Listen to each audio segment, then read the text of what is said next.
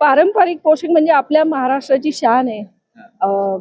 नऊवारी साडी किंवा पैठणी साडी, आणि त्यावेळेचा जो होळकरशाही रुबाब होता, तो रुबाब हा पोशाखातूनही दिसतो, वागण्यातून, आचरण्यातून, विचारातून दिसणार आहे.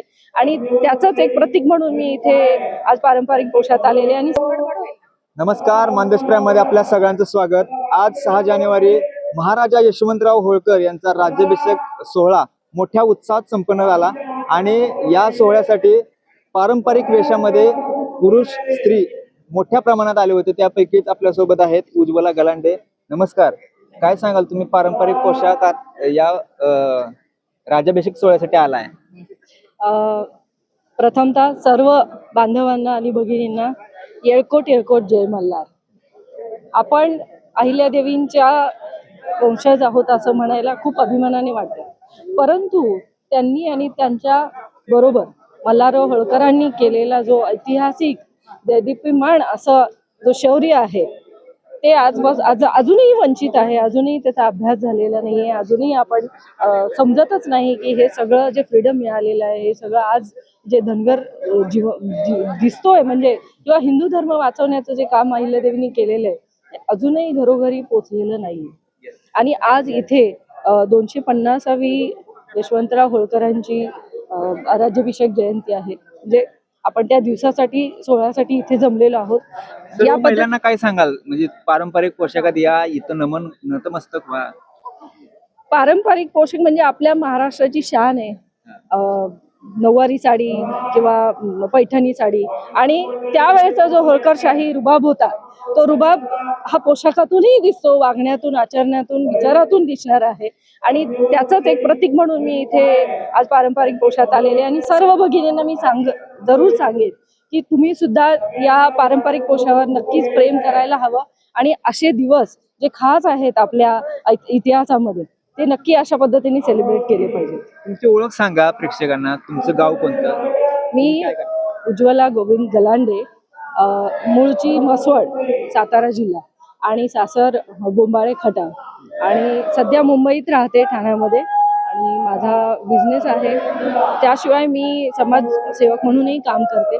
शिवाय मी आत्ताच VJNT आपल्या भटके विमुक्त आघाडीची ठाणे जिल्ह्याची अध्यक्ष झालेली आहे. आणि ते पाहता मला असं वाटतं की आपलं एक काय म्हणतात कर्तव्य आहे की ज्या पद्धतीने आपल्याला इतिहास माहिती आहे, तो सगळ्या समाजापर्यंत घेऊन गेलेला पाहिजे, आणि आपल्या परंपरेचा मान आपण स्वतः राखला पाहिजे. नक्कीच. आता हा राज्याभिषेक सोहळ्यासाठी इथून पुढे राज्यभरातून अनेक महिला येतील, मला काय वाटतं? निश्चितच त्यांनी इथे आलं पाहिजे, हा राजवाडा किल्ला पाहिला पाहिजे. आपल्या पूर्वजांनी जे शौर्य केलेलं आहे त्याचा अनुभव तरी घेऊन बघा, नक्कीच तुमचं रक्त सळसळेल. आज कितीतरी आरक्षणाचे मुद्द्यांची चळवळ चालू आहे.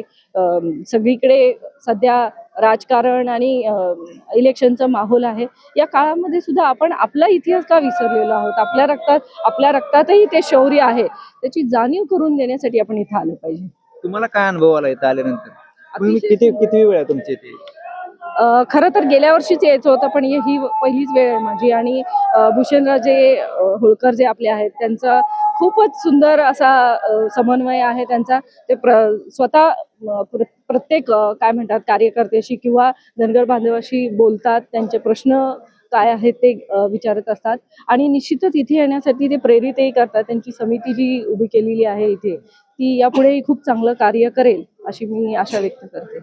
छान वाटलं, आणि धनगर बांधवांनी आपल्या इथपर्यंत येऊन हे जे आहे, फक्त अहिल्याबाईंचा जय जयकार करून होणार नाही. तुम्ही प्रत्यक्षात जोपर्यंत इथं उतरत नाही तोपर्यंत ते तुमच्या रक्तात सळसळ करणार नाही, आणि ते उतरणं फार गरजेचं आहे. काय महाराष्ट्रातल्या महिलांना, राष्ट्रातल्या महिलांना काय नाही, ते जे आहे अहिल्याबाई होळकरांनी जे केलेलं आहे ते पाहिल्यानंतर खरंच अंगावर काटा येत होतो, आणि ते आपण कुठेतरी थोडंफार करणं गरजेचं आहे. जास्त नाही, पण थोडंफार तरी त्यांच्या रक्तातला गुणधर्म आपल्यात यावा. होळकरशाहीचा इतिहास घराघरात मनामनात पोहोचण्यासाठी आता आम्ही पाहिलं की इथं पुस्तकं स्टॉल लागले होते. लहान मुलं देखील, त्यांचे वडील होते, ते लहान मुलांना पुस्तक घेऊन जात होते. त्याप्रमाणे काय केलं पाहिजे? नाही, घ्यायला पाहिजे, आपण पाहिलं पाहिजे. आणि जे आपण बघतो की टीव्ही किंवा आपण इंटरनेटच्या द्वारे सुद्धा आपल्याला त्यांचा इतिहास पाहायला मिळेल, पण ते पाहणं गरजेचं आहे. तुम्ही दुसरं पाहू नका किंवा तुमच्या मुलांना तुम्ही ते दाखवून द्या की बाबा हा इतिहास वाचा, कदाचित त्याच्यातून तुम्हाला काहीतरी प्रेरणा मिळेल. नक्कीच. 31 मे ही अहिल्यादेवींची जयंती आहे आणि आत्ताच नुकतीच 300वी जयंती होऊन गेली. जसं केंद्र शासनाने आणि राज्य शासनाने सुद्धा अतिशय खूप प्रमाणामध्ये उपक्रम हाती घेतले होते की जेणेकरून अहिल्यादेवींचं ही कारकीर्द, त्यांचं शौर्य घराघरामध्ये पोचावं. तसंच धनगर बांधवांचं खूपच मोठं याच्यामध्ये योगदान असलं पाहिजे खरं तर, की आपल्या घरातल्या प्रत्येक व्यक्तीला त्यांचा हा इतिहास आणि त्यांचं हे शौर्य माहीत असलं पाहिजे. त्या विषयी असलेली पुस्तकं वाचनात आली पाहिजेत आणि दरवर्षी त्यांची जयंती आणि पुण्यतिथी जी 13 ऑगस्टला असते ती आपल्या घरोघरी साजरी झाली पाहिजे.